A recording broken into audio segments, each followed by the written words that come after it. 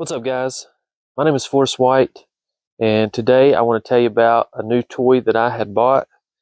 Um, this is a 2023 AGT Industrial DM12C Chinese mini excavator. Today I want to tell you about why I bought this one, my initial impressions of it, what I like, what I don't like, and yeah, so let's get into it. Alright, so this is obviously a Chinese mini excavator. I actually drove 5 hours to get this, and I want to tell you about why I went with this one over some of the other brands. I know there's tons of other ones out there. There's Groundhog, there's other AGT stuff, there's Kimron.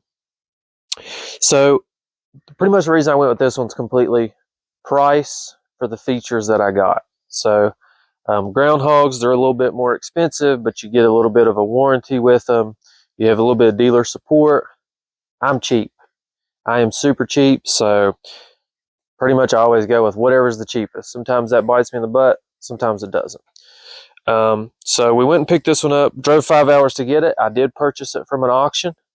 I spent about $5,700 on this one, which is a little bit higher than what I've seen on the auctions, but this one does have some upgraded features that I'm going to tell you about. I'm going to walk around the machine and tell you what I like about it, tell you what I don't like about it. So let's do that. All right, guys, so this is what it looks like. I'm going to tell you why this is upgraded. Number one, it has a swing boom. As you can see there, swing boom. It also came standard with a hydraulic thumb, so it has some upgraded features on it. This is a 1-ton machine. It weighs just over 2,000 pounds. One thing I've already done, I got about 2 hours on it so far. And one thing I will say is that it is super jerky. This thing has a ton of power for not so much weight. So granted, I am a brand new operator. I've run a backhoe on a tractor. I've never run an excavator before, so I'm still learning. But this thing is a beast.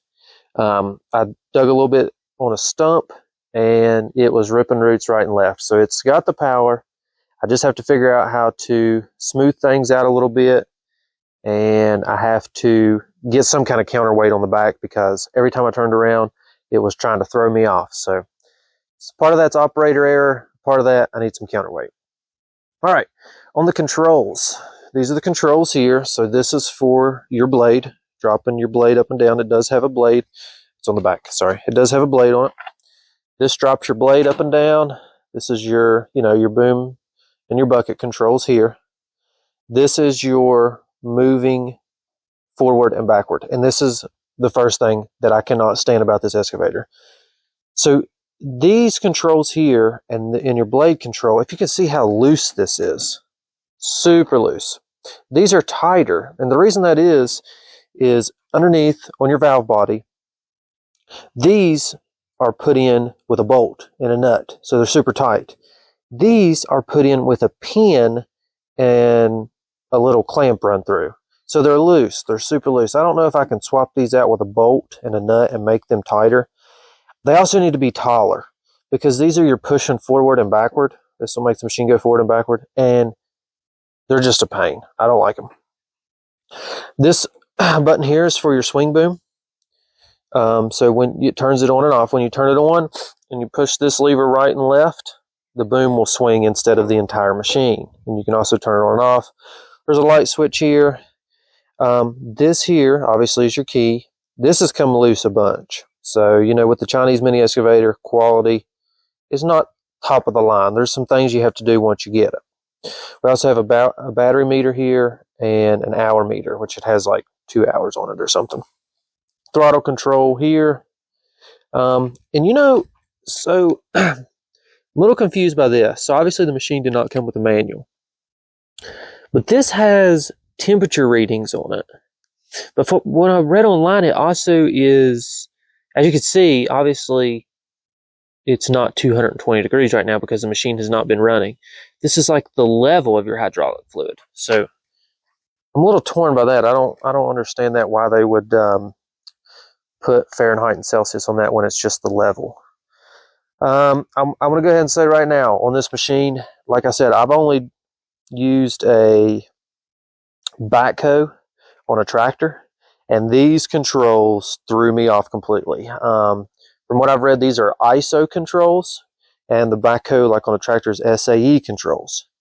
I went ahead and swapped this over. So just a piece of advice, if you have this exact machine, what I've read online on the other machines, you take this cover off here and you swap 2 lines on each side, and boom, your controls are swapped. This machine's different. You don't swap this out, it's in here. So you have to swap the inside, you have to take the inside cover off, then that gives you access to your valve bodies, your valve body, and you can take the 2 lines on each side off. The reason I say that is because I took this one off and everything was on the other side. So this thing is powered by a Briggs & Stratton engine. As you can see, I'm going to have to work out a door or something. It's got bolts all on it, so there's no way to really access the engine other than, you know, lifting up your seat, which it's down in there. But we're gonna have to have some access in the back here. I've not changed the oil on this thing yet. When I got it from the auction, it did have a full tank of gas, and the hydraulic fluid was good. So I ran it a couple hours, and everything was good. But I do need to go ahead and, you know, I think after 5 hours or before 5 hours, you're supposed to change that oil out, get some better oil in it. That's what we're going to do.